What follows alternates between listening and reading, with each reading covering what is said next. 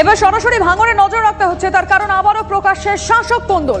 2018 সালে 25 লক্ষ টাকা দিয়ে প্রধান হয়েছিলেন, এবার বেশি টাকা দিতে না পারায় টিকিট পাননি। হ্যাঁ, এমনই বিস্ফোরক অভিযোগ। কিন্তু কোথা থেকে, ভাঙড়ের এক্স্যাক্ট কোন জায়গা থেকে এই অভিযোগ আসছে, কি অভিযোগ, ডিটেলে জানবো সত্যজিৎ আমাদের রিপোর্টারের কাছ থেকে। সত্যজিৎ, দেখো, গতকালই ভাঙড়ের কোচপুকুর এলাকায় একটি কর্মী সভা হয়, আর সেই কর্মী সভাতে বক্তব্য রাখতে গিয়ে ভোগালী 2 গ্রাম পঞ্চায়েতের প্রাক্তন প্রধান তিনি সরাসরি আরাবুল ইসলাম এবং আরাবুল ইসলামের পুত্র হাকিমুল ইসলামের বিরুদ্ধে অভিযোগ করেন যে 2018 সালে 25 লক্ষ টাকার বিনিময়ে তিনি প্রধান হতে পেরেছিলেন, কিন্তু বর্তমানে এবছরে অর্থাৎ এই পঞ্চায়েত ইলেকশনে কোনো রকম ভাবে সে টাকার পরিমাণ তাদের মেটাতে পারেনি, অর্থাৎ যত পরিমাণ টাকা চেয়েছিল সেই টাকা তারা দিতে পারেনি, তিনি দিতে পারেননি, সেজন্য তাকে টিকিট পর্যন্ত দেওয়া হয়নি।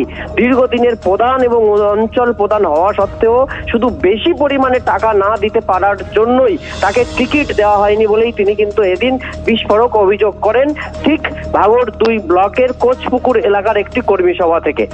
নজর থাকবে। ধন্যবাদ।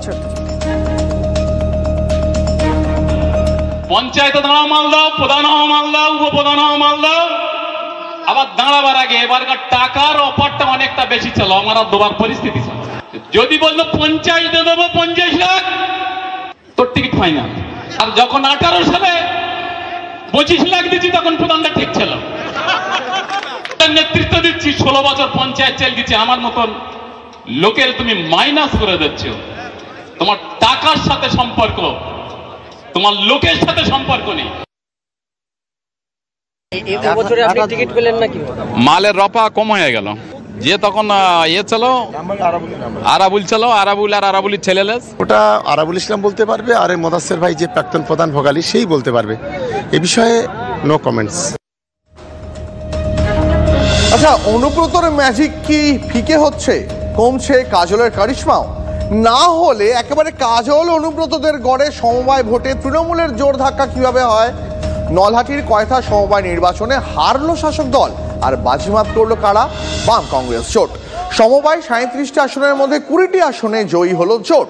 তৃণমূল সমর্থিত প্রার্থীরা জয়ী হলেন 17টি আসনে। পঞ্চায়েত ভোটে নলহাটিতে একচ্ছত্র দাপট ছিল তৃণমূলের। লোকসভাতেও কাজল শেখের নেতৃত্বে ব্লকে লিড পেয়েছিল শাসক দল, কিন্তু সমবায় নির্বাচনে ধাক্কা খেতে হলো। 12 বছর পর কয়থা সমবায় সমিতিতে ভোট হলো, আর সেখানেই জোর ধাক্কা শাসক দলের। আমরা ঐক্যবদ্ধ করেছিলাম বাম কংগ্রেস জোটের পক্ষে মানুষকে, এবং সেই ঐক্যবদ্ধ যে আমাদের বার্তা, যে দুর্নীতিমুক্ত, যেমন তৃণমূল গোটা রাজ্যে দুর্নীতি করছে তেমনি কোঅপারেটিভেও করছে। এই কোঅপারেটিভকে আমরা দুর্নীতিমুক্ত করতে চাই এবং জনগণের কোঅপারেটিভ ছিল পূর্বে বামফ্রন্টের আমলে, সেই জনগণের কাছে আবার ফিরিয়ে দিতে চাই। আরো খবর নিয়ে ফিরছি প্রেস কর্নারে, এখন একটা ব্রেক।